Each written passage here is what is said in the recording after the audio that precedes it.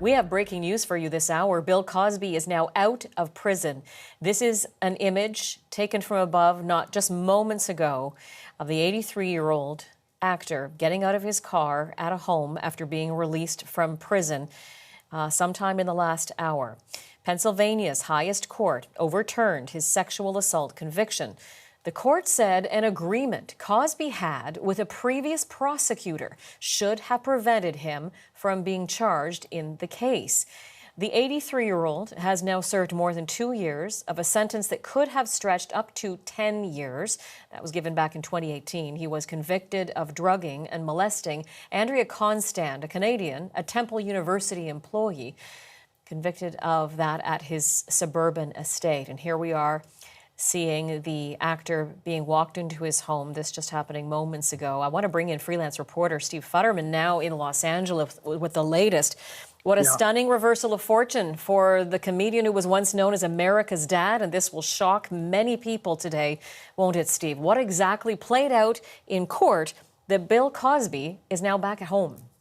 Well, you're right. I mean, it caught really most legal observers by surprise. We knew that Cosby was appealing it. We knew he had a high-profile legal team, but there were a few people who thought this would be successful. The key part of the ruling by the Pennsylvania Supreme Court was that Cosby had been previously told by a prior prosecutor that he would not be charged. Now, Cosby claimed because of that promise, because of that assurance, he made comments that were later used against him in the court of law. So the court said, well, he was made this promise. He acted on this promise. He felt that the promise was legitimate. And then he made comments that were then used against him. It's a very complicated issue. The court did not by any stretch of the imagination say, no, Bill Cosby, you did not do this. The conviction, the guilty verdict was improper.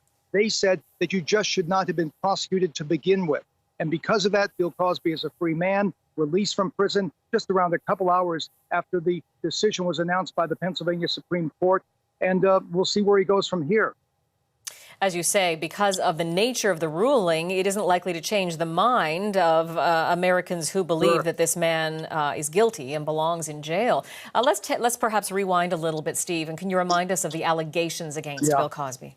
Well, this has been going on really for more than a decade. There were whispers for a while. There were some allegations in the early 2000s that Cosby was possibly involved with giving women a type of drug that would knock them out, that would make them possibly targets for sexual assault.